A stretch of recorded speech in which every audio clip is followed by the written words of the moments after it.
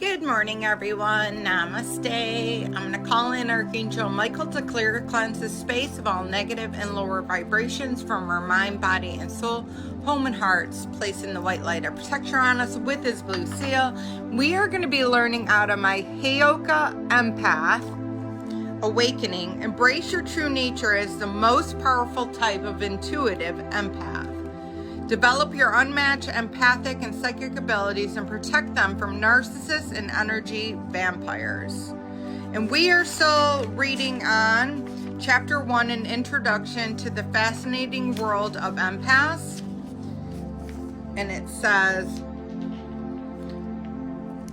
the psychometric empath, a person who identifies as a psychometric empath. We're learning about the different types of empath.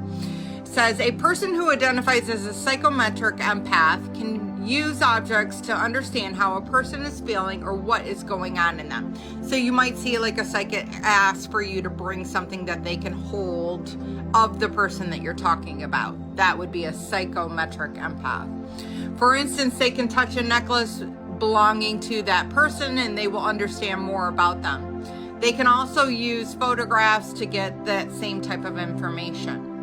The physical empath. You might hear of the physical empath, also called the medical empath. This is someone who is able to feel another person's pain at their own. For instance, if someone has a stomach ache, the empath will start to feel like they have a stomach ache too. In this case, physical empath is able to warn someone when they feel like they should go to the doctor and get something checked. That's amazing. I never thought of that. The emotional empath. The emotional empath is probably the classical type of empath that we all think when we hear of the term. This is someone who is able to pick up on the emotions of others because they absorb them as their own. They are able to understand how a person feeling without words having to be spoken. As a result, they can work out what is happening to them to make them feel that way. The flora empath. Never heard of a lot of these. This is a rare type of empath. They are able to communicate with the plants and reading their energies.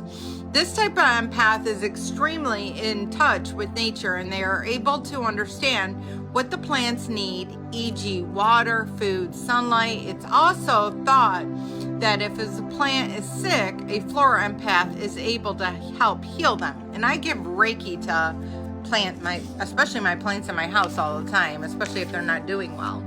And they do perk up. You could feel the energy between them. The geomantic empath. Continuing with nature theme, a geomantic empath is able to understand the earth, particularly the soil. This type of empath may be able to predict natural disasters by reading signs in the lead up to the event. For instance, a geometric empath may be able to read signs that a hurricane is on its way, or maybe even an earthquake due to the changes in the energy around them. That's amazing.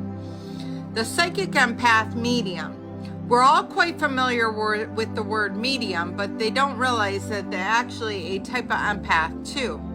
A psychic empath, this type of empath is able to communicate with spirits that have passed, and some can sense them, some can hear them, and some can feel them. The fauna empath or animal empaths. If flora empaths can communicate with plants, fauna or animal empaths have the ability to communicate and understand animals on a deeper level.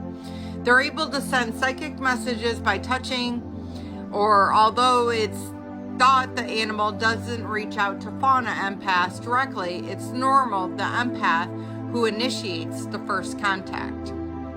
And then finally, the Healing-Lightworker empath, and I am amongst many of these. I'm also a Healing-Lightworker empath. And now on to the main subject of our book.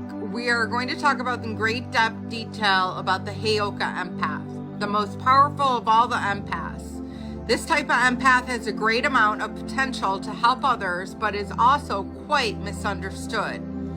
Life as a Healing-Lightworker empath can be challenging at times, but by learning how to harness your power and manage your gifts, you'll not only be able to help others, but you'll be able to help yourself. So I'm going to leave it at that, and we will get into it a little bit more. But just know that, you know, it although being an empath is very much a gift, you've had a very difficult life, which is how you're able to identify people's feelings and emotions, because you're highly in tuned.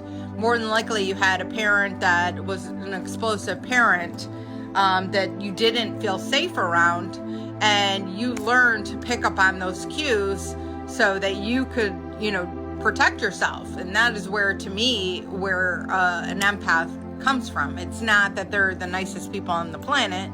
It's that they learn from a very young age on what to trust and what not to trust, and develop that. So we'll get into it further. I love you all. Have a blessed day, and namaste.